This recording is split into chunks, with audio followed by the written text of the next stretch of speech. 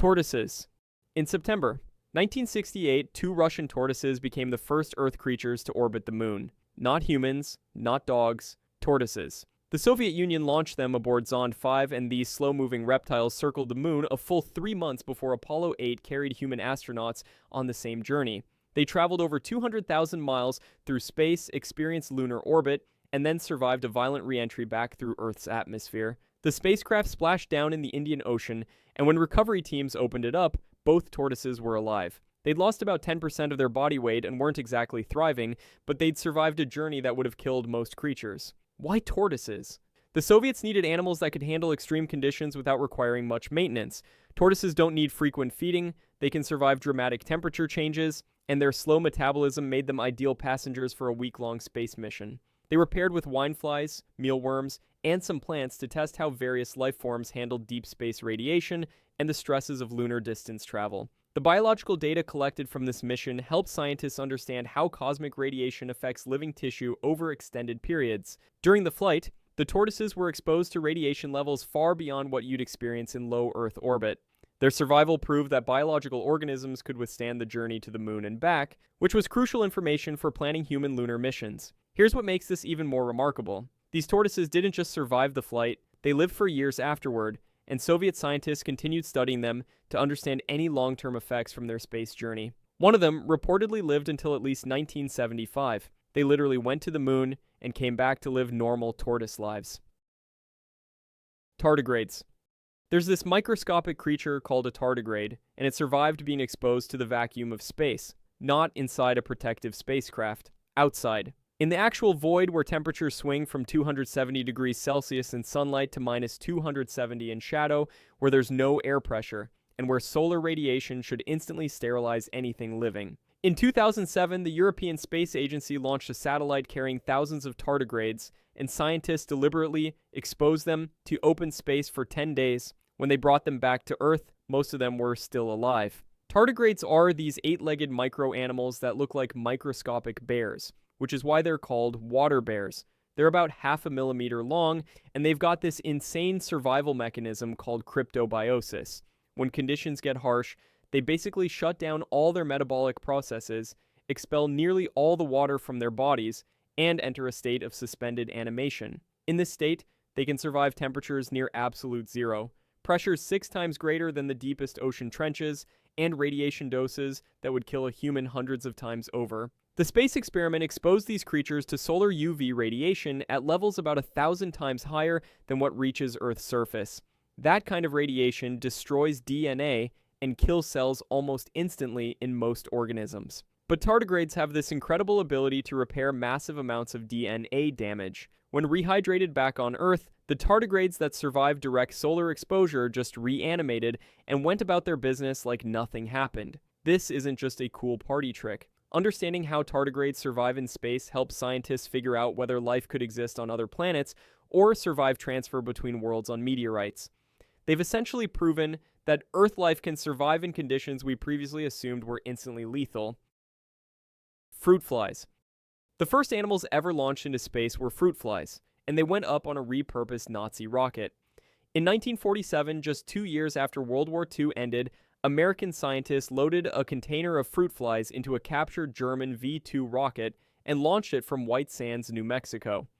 The rocket reached an altitude of 68 miles, crossing the boundary into space, then came screaming back down. A parachute deployed, the canister survived impact, and when scientists opened it, the fruit flies were alive. The purpose wasn't just to see if they'd survive. Scientists needed to understand how cosmic radiation at high altitudes affected living cells, particularly genetic material. Fruit flies were perfect for this because they reproduce quickly, have well-mapped genetics, and you can fit thousands of them in a small container. The researchers were specifically worried about what space radiation might do to astronauts on future missions. What's happening here is that at high altitudes, you're exposed to cosmic rays that Earth's atmosphere normally blocks. These are high-energy particles from space that can tear through cells and damage chromosomes. By examining the fruit flies and their offspring after the flight, scientists could see exactly what this radiation did to living tissue. The data showed that, yes, radiation exposure increased mutation rates, but it also proved that brief exposure during spaceflight wasn't immediately catastrophic.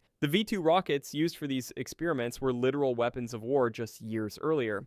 The Nazis had built them to bomb London, and after Germany's defeat, the US military captured them along with German rocket scientists. Putting fruit flies in one and shooting it into space was probably the most peaceful thing those rockets ever did. Cat. France launched a cat into space in 1963 with electrodes implanted in her brain. Her name was Félicette, and she's the only cat that's ever been to space. The French space program was testing how living brains responded to the extreme conditions of spaceflight, and apparently they decided a cat was the way to go. They trained 14 cats for potential missions, then chose Félicette because she had the calmest temperament during tests. The mission was suborbital, meaning she went up and came straight back down without orbiting Earth. The flight lasted about 15 minutes total, with 5 minutes spent in actual weightlessness. Thus, during this time, the implanted electrodes monitored her neurological activity, measuring how her brain's vestibular system handled the transition to and from zero gravity. Félicette's brain signals showed that while there was definitely a stress response during launch and re-entry, the weightless phase didn't cause the kind of severe disorientation they worried about. The rocket reached an altitude of about 97 miles before beginning its descent. Félicette experienced forces of nearly 10 times Earth's gravity during launch and even more during re-entry when the capsule screamed back through the atmosphere. The fact that she survived those forces and remained conscious throughout proved that mammals could handle the physical stresses of spaceflight without losing consciousness or experiencing brain damage from the extreme acceleration. After landing, Félicette was recovered safely and lived for about 2 more months while scientists continued studying her. The French space program did launch a second cat shortly after, but that mission failed and the cat didn't survive. For decades, she was largely forgotten, but in recent years there's been a push to recognize her contribution to space exploration. By the way, if you're finding these stories interesting, I post content like this regularly, covering unusual science and history. I'd appreciate it if you subscribed. Thanks. Jellyfish. NASA sent jellyfish to space to breed them there, and the babies born in orbit couldn't function properly when they came back to Earth. In 1991, the Space Shuttle Columbia carried over 2,000 jellyfish polyps into orbit. These polyps reproduced in the microgravity environment, and by the time the mission ended, there were over 60,000 jellyfish floating around in special containers aboard the shuttle. The ones born in space had never experienced gravity, and when scientists brought them back to Earth, these space-born jellies couldn't figure out which way was up. The experiment focused on moon jellyfish, which have these calcium sulfate crystals in their bodies that help them sense orientation. It's basically their version of the inner ear system that humans use for balance. In normal gravity, these crystals settle in specific ways that tell the jellyfish which direction is down, but in space, there's no down. The crystals float around randomly, never settling into a consistent pattern. When the spaceborne jellyfish were returned to Earth's gravity, they showed significant problems with pulse timing and movement patterns. They couldn't swim normally, their pulsing rhythms were irregular, and they struggled with basic navigation that Earth-born jellyfish handled effortlessly. It wasn't that they were damaged or sick. They'd simply developed in an environment without gravitational cues, and their bodies had adapted to that environment. This research wasn't just about jellyfish. NASA was using them as a model to understand how human balance and spatial orientation systems develop. Humans also rely on gravity-sensing mechanisms in the inner ear, and scientists needed to know whether children born in space stations or during long-duration missions would have similar problems adapting to gravity. Spiders. 2 spiders named Arabella and Anita went to space in 1973, and they built some seriously weird webs. The Skylab space station carried them up as part of a student-designed experiment to see if spiders could spin webs in zero gravity. At first, they couldn't. Arabella's initial attempts were asymmetrical, irregular messes that barely resembled proper spider webs. On Earth, spiders instinctively know to build radial webs with even spacing and consistent patterns. In space, that instinct crashed into the reality of having no sense of up or down. Spiders build webs by releasing silk and using gravity to help position the strands. They walk along one strand while extruding another, and gravity provides constant feedback about tension and orientation. Take gravity away, and suddenly the spider has to rely entirely on touch and memory. But here's what's fascinating. After a few days she adapted, her webs started looking more organized. They weren't identical to Earth webs, but they were functional. Anita, the second spider, showed similar adaptation patterns. Both spiders eventually created webs that could catch prey, even though the geometry was different from what they'd build on Earth. The webs tended to be more three-dimensional rather than the classic flat pattern you'd see in a garden. In microgravity, prey doesn't fall down into webs. So there's no advantage to building a horizontal trap. Unfortunately, both spiders died during the mission. The exact causes weren't entirely clear, possibly related to dehydration or the stress of prolonged spaceflight. But their bodies were preserved and returned to Earth, and the webs they'd built remained as evidence of their adaptation to space. Newts.